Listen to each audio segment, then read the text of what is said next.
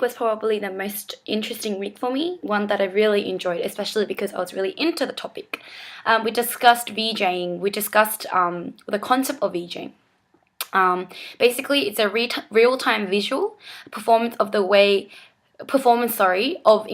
completely encapsulating one's attention, thereby surrendering them to a real-time experience in viewing. So it's basically a real-time performance where music and dynamics and images come together to form a real-time experience, and you're able to kind of more engage with this, and an example of this is as simple as a iTunes and its visualizer. It's interesting to see how the visuals even move to the beat of the music, and wonderful to think that they may even look like that, because music is actually invisible to us. We only hear it, and we can never see it. And that's why the iTunes and its visualizer kind of elaborates and further can exemplify Vjing evidently, because real time is in place where the music is invisible, but we are hearing it, and it's happening right now. And by seeing the visuals move, by seeing these little images move to the beat, to the rhythm, accordingly and correspondingly, it kind of shows a real-time happening of what's happening. And in looking at this, we can further understand how real-time affects much of our networked era today. I'm sure you've already seen my example. Now, if you haven't seen the example of the YouTube video that I posted up before this post, you really should see it. It's amazing how these two guys, they have a company, and they're further working for Vjing, and it's just amazing some of the artworks that they produce and the things that they say, especially in correspondence to how they acknowledge how Vjing is prominent within our era, because images ultimately correspond to sound, and we as humans can't, it's indubitable that we do that. When we listen to music, it's not like we just sit there blankly, but we think of something. And I think the reason why we think of something is because there's no actual real-time performance or etc. happening, And think of this in relations to a cinema, or think of this in relation to a real-time performance, whenever you go to bars and there's real-time performance with the bands and things like that, and you watch them, you're engaged with them, we are interacting with them, and interactivity is so much more prominent. Rather, when I'm just in a bar and I'm just chilling and I'm listening to music, I think of things that are happening, and I think this is what our brain does. I think our brain kind of creates an image or it happening, or we fantasize because these sounds kind of make us do that. It produces that within us, whereas if we saw a real-time happening, we wouldn't be thinking and dozing off to other specific thoughts and etc. and things like that, because real-time happenings is right there, right in front of you, and there's no point and there's really no reason to be doing that. Yeah, so therefore, real-time visuals enable us to imagine and see the visuals that aren't existing. It demonstrates a real-time performance. And another example is a club.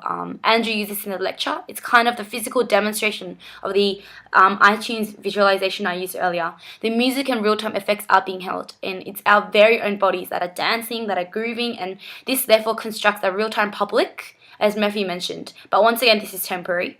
Because this is soon to be forgotten once we're out of the club and whatnot. And once again, we are able to see how this evidently demonstrates Vjing in upholding a real-time happening.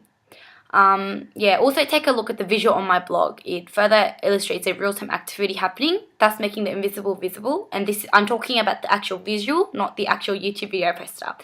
I got this from the readings, and I thought it was really interesting how they captured the actual real-time happenings, and it shows examples of it. And yeah, it was really wonderful to think those kind of things could be captured, and I think that it prominently further shows that our digital era is making this happen, and it helps this to happen.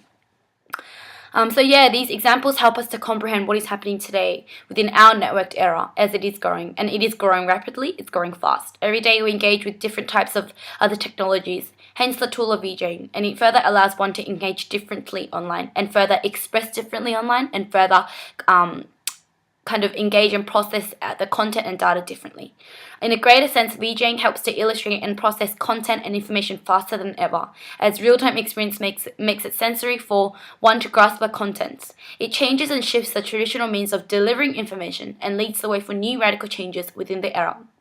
I think another prominent example of Vjing in comparison to a traditional one is the Vivid Lights Festival, which is bound to happen soon, within 2 weeks or so, and also the National Art Gallery. Now, when I went to the National Art Gallery and I saw the pictures and whatnot, it was kind of just bland. It was kind of just yeah, cool, And once again, although there was no sound involved, there was just simply art. I kind of just drifted off into my own fantasy because it was just really boring, really bland, you know.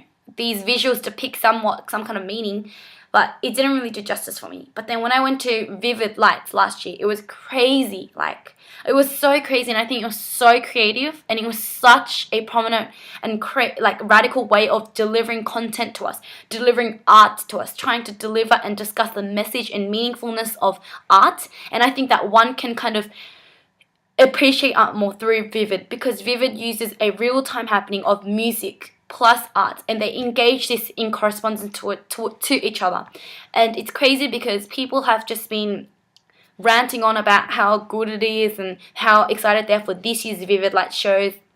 And like, yeah, you know, the famous one of, there was one in the Opera House last year where there was like this lady kind of sliding off the Opera House, and this was in conjunction to all the lights and whatnot visualizing just coming upon it, and it was just so good to see these visuals happening. And yeah, I guess that this further shows that our digital era is making these things happen, and I think that Vjing also helps us to appreciate things more, appreciate art more, appreciate music more, because the real-time happenings kind of collaborate, and it kind of intimately shows a connection between the two, thereby further allowing us to focus on what's really happening rather than just kind of drifting off into our own space. And yeah, Vjing is a crazy and radical way in which digital era has kind of conveyed and kind of constructed for information and content to be given and taken.